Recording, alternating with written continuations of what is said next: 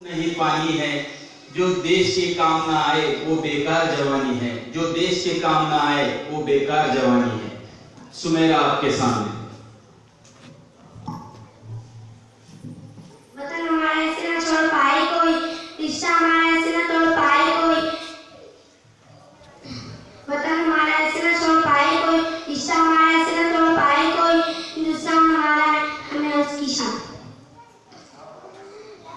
آج کی اس یوم آزادی کے جشن کے صدر مہمان خصوصی صدر مدرس صاحب، معزز اساتذہ کرام اور میرے ہم جماعت ساتھیوں، السلام علیکم۔ محترم سامعین، ہر سال کی طرح اس سال بھی ہمارے اسکول میں یوم آزادی کے جشن کو بڑے ہی جوش و خروش سے منایا جا رہا ہے۔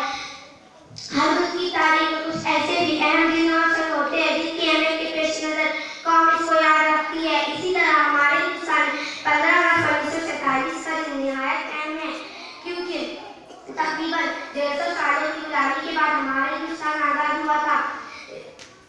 ہر سال 15 اگست کو یوم آزادی کے نام پر بڑے ہی دھوم دھام سے منایا جاتا ہے۔ اس دن کی اہمیت ایک قومی تہوار کی آزادی کے سب سے بڑے رہنما مہاتما گاندھی جی اور ان کے ساتھیوں نے مثلاً مولانا آزاد، پنڈت جواہر لال نہرو، خان عبد الغفار خان نے وغیرہ قیادت عدم تشدد کے ذریعے آزادی حاصل کرنے کا عزم کیا۔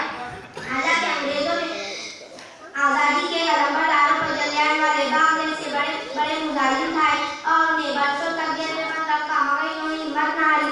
لاکھوں مجاہدین آزادی کے سامنے انگریزوں کو گھٹنے ٹیکنے پڑے اور 15 اگست 1947 کو ہندوستان چھوڑ کر اپنے ملک جانا پڑا۔ یہ آزادی ہمیں ہندوستان میں کو اتنی آسانی سے حاصل نہیں ہوئی تھی۔ اس کی پہلی جنگ 1857 کی غدر کی صورت میں ہوئی، جس میں ناکامی ہو جانے کی وجہ سے ہزاروں ہندوستانیوں کو انگریزوں نے پھانسی کے تختے پر چڑھا دیا اور لاکھوں لوگوں کی جائیداد ضبط کر لی۔ ہمیں ان شہدائے وطن کو بھی بھولنا نہیں چاہیے۔ انہی قربانیوں کی وجہ سے آج ہمارا ہندوستان آزاد ملک ہے۔ ہتھیلیوں پر سر رکھ کر لڑنے والے یہی بہادر ہیں جن کے لیے شاعر نے کہا ہے، مٹ گئے پر خود نہ مٹنے دی وطن کی آبرو، مٹ گئے پر نہ مٹنے دی وطن کی آبرو، ان شہیدان وطن کو بارہا میرا سلام، ان شہیدان وطن کو بارہا میرا سلام۔ دوستو، آزادی بڑی نعمت ہے، یہ آزادی